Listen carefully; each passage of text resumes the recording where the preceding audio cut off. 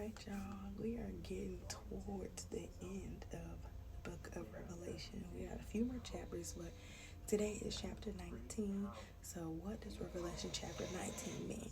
To this point in Revelation, Earth has been subjected to a series of judgments by God.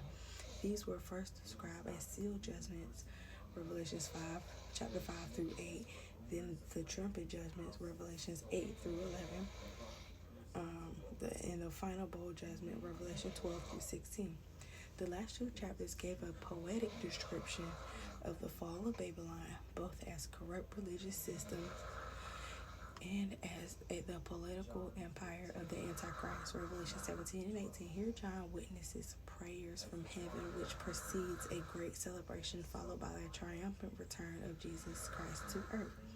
John now hears a great number of voices praising God. This includes the voice of the 24 elders mentioned in the earlier passages, Revelations 4, verse 4. Their song proclaims God's justice and once again celebrates the defeat of the great prostitute of prior verses. These songs thank God for avenging those who have been martyred for the sake of their faith. That's Revelations 19, 1 through 5. John then witnessed further praise, this time in the context of a marriage supper. Supper. This is an event mentioned many times in Scripture. Matthew 22, 1 through 14, and then 25, 1 through 13. This description makes a clear distinction between those who are the bride and those who are the invited guests. In short, this means that not all believers of all eras are part of the literal bride of Christ. All will share in the same eternal destiny, but not in the same order or through the exact same experiences. Old Testament believers such as Abraham, Matthew 8 and 11, for instance, are to be the guests, not a part of the bride, Revelations 19, 6 through 10. John's amazing vision in this section also includes the long-awaited second coming of Jesus Christ. This is a moment of incredible triumph. Jesus' first arrival on earth was humble, Luke 2 and 7, and involved his sacrificial death on the cross, Philippians 2 and 8. His return is neither humble nor meek. Christ is described as a royal conqueror, wearing a robe dipped in blood of his enemies, and at the helm of the armies of heaven. Now displayed as the King of Kings and Lords of Lords, Jesus will single-handedly obliterate the earthly armies which have amassed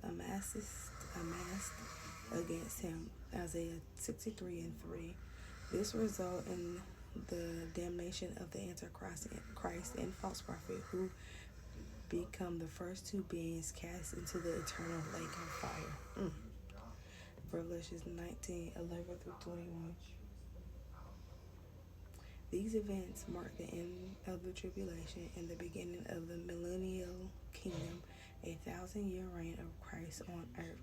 Chapter 20 details the era of the end times. This will be followed by the last satanic rebellion, a final victory in the last judgments on mankind. Chapter context. This chapter describes the victorious second coming of Christ, his victory over the Antichrist and the false prophet after the fall of Babylon, Revelation 17 through 18. Christ's final arrival on earth was to redeem, Matthew 2, Luke 2, verse 1 through 21, John 1, verses 1 through 14, Galatians 4, verses 1 through 5. The purpose of his second coming is judgment and the establishment of his reign on earth, Psalm 2. This is separate from the rapture, 1 Thessalonians 4, 13 through 17, the event in which Jesus returns in the air to take Christians from earth to be with him. Okay, now, Jesus' second coming begins the millennial kingdom leading up to the final judgment and the appearance of the new Jerusalem. Okay, now, So, part 2. Revelation 19 portrays the triumphant return of Jesus Christ as a conquering king, culminating the defeat of his enemies and the establishment of his eternal reign. The chapter emphasizes themes of divine judgment, victory over evil, and the ultimate union of Christ with his church, often depicted as a wedding supper. It also highlights the destruction of the beast and the false prophet, symbolizing the final overthrow of worldly powers and evil systems. Alright, so then the breakdown of the key aspects is triumphant return of Christ. Revelation 19 opens with a depiction of Jesus' return on a white horse, described as faithful and true to judge and make war. This imagery signifies his authority, righteousness, and the certainty of his victory. Boom. Divine judgment. This chapter details the judgment of the beast and the false prophet, who are casted into the lake of fire. This symbolizes the ultimate defeat of evil and the vindication of God's justice. Y'all, we do know the lake of fire is hell, right? We know that? Okay. Just want to make sure. If you didn't know, now you know. Wedding supper of the Lamb. A central theme is the marriage supper of the Lamb, representing the joyous union of Christ with his church, which is portrayed as his bride.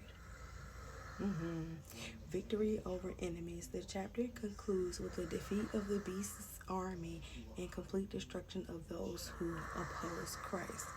And then we have eternal reign. The final victory of Christ and his reign over all creations are emphasized, ushering in the era of peace and righteousness.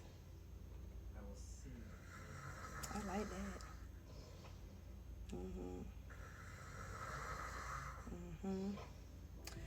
Alright, y'all, so that is all I have for Revelation chapter 19, the breakdown. Mama is finna go to bed, y'all. It's almost 1 o'clock in the morning. I have not been to sleep yet. But anywho, I will see you guys later.